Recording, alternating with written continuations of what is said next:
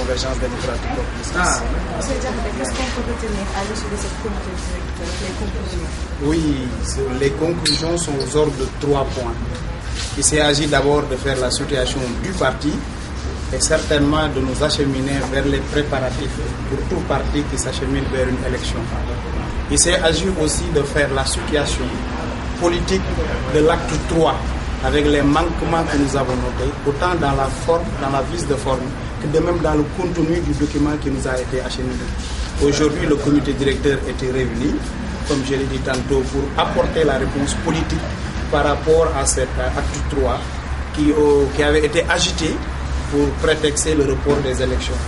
Donc vous comprenez aisément que, comme tout parti responsable, on a été répondre à une consultation pour rectifier bon nombre de nos confrères qui parlent de concertation, parce que c'était une consultation, et le parti a décidé en toute souveraineté de l'apprécier en toute objectivité. Et au finish, nous avons décidé, comme la dernière fois, de ne pas y aller, de se positionner en porte-à-faux contre le report des élections. Mais il fallait ensuite apporter les réponses politiques qui s'y est, et parmi ces réponses, pour les manquements imaginés dans un Sénégal qui aspire à s'enraciner dans ses traditions, qu'on ramène le village à un rang de quartier, que désormais le chef de village est devenu un chef de quartier et nommé par le maire. Cela pour nous va saper l'équilibre sociologique et même va enlever au village toute la substrat culturelle qui faisait de ces et qui est aux antipodes des recommandations de l'UNESCO et de l'Union africaine, pour qui il faut encourager et hisser au besoin ces langues au rang de langues de communication et même de travail. Entre autres, vous avez vu que l'acte 2, si on peut en parler ainsi, avait des insuffisances que nous pensions qu'il fallait d'abord corriger et ensuite engager des réformes réelles. Somme toute, ce qui nous a été proposé pour aller vers le report, pour nous, ne mérite pas. Donc c'était dans une logique d'apporter des réponses à la décision que nous avions prise, que le comité directeur a été organisé pour valider encore un document politique qui sera certainement mis à la disposition de tous ceux qui en auront besoin, pour prouver qu'effectivement c'est du leurre, c'est du bluff et c'est pas sérieux les raisons pour lesquelles les gens voudraient faire repousser ces élections. Et confirmer notre position dans une attitude de dire niet au report des élections et éventuellement de s'organiser pour manifester tel que cela se doit notre position et notre posture. Vous avez dit déjà il y a 3 ans. Quels sont les autres axes? Oui, c'est de faire la situation de notre parti. Vous savez, nous sommes un parti naissant qui n'a pas encore été aux élections. Nous nous préparons pour les premiers jours. Pour cela, il nous faut massifier et massifier davantage. À chaque comité directeur, nous nous donnons le temps de faire la situation. Il s'est avéré aujourd'hui que nous sommes présents partout au Sénégal et partout dans la sous-région et même au niveau de l'Europe et au niveau des États-Unis. Maintenant, il y aura élection, il n'y aura pas. Une chose est sûre, nous ne serons pas surpris.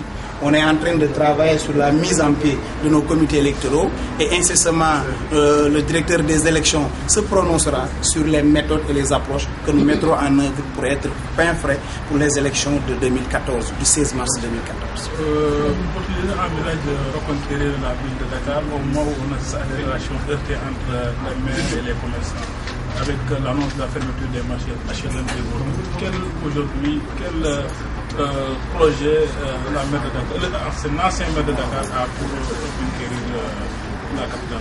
Oui, c'est d'abord un bilan à défendre et une méthode, une approche à renouveler.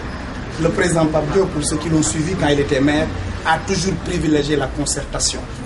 Oui, pour déguerpir, mais prenons le temps d'en parler avec les concernés et d'un consensus fort trouvé. Ce qui se fait aujourd'hui, c'est de l'aveuglette, c'est même du manque de respect des autorités locales par rapport à ces gens.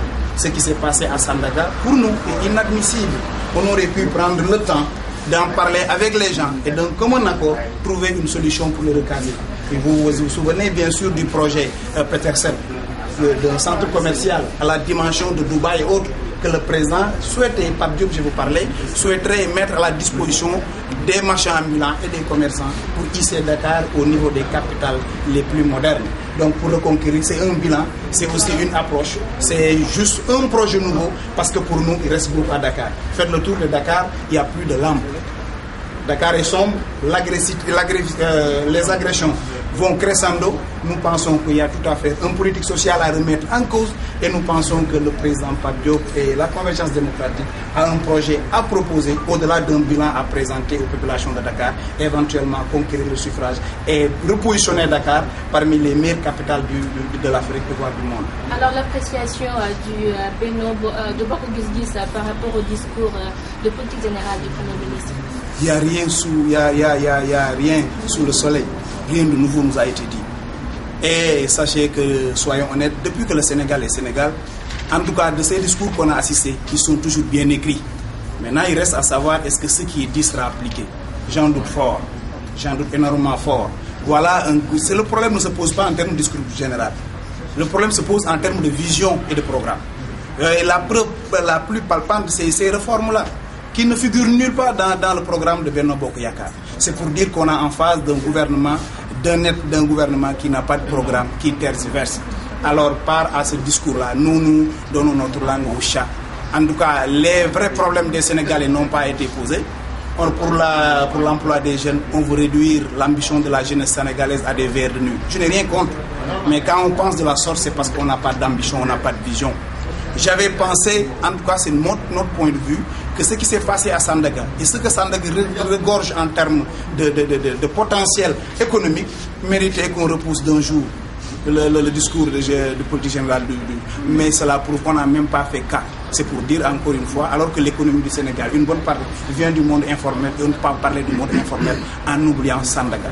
Pour dire encore une fois, madame, ce qui est dit dans l'agriculture, 50 milliards dans un pays qui se veut comme cheval de bataille dans l'agriculture, je dis que la voie qu'il donne n'est pas la bonne.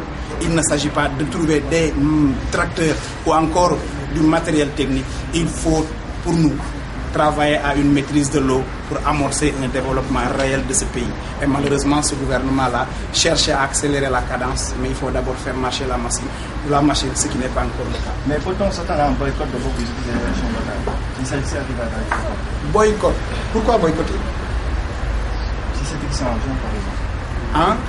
Et pour l'instant, avec si on peut mettre, nous sommes dans une logique de préparer des élections en 2014. Au moment opportun, en mars 2014, au moment opportun, on se prononcera. En tout cas, nous sommes sur le terrain et nous restons convaincus que les élections auront à date échue. En attendant de voir autre chose, mais d'ici là, nous nous focalisons sur la préparation des élections et l'installation. Certainement, dans les jours à venir, le comité électoral de notre parti. Bon,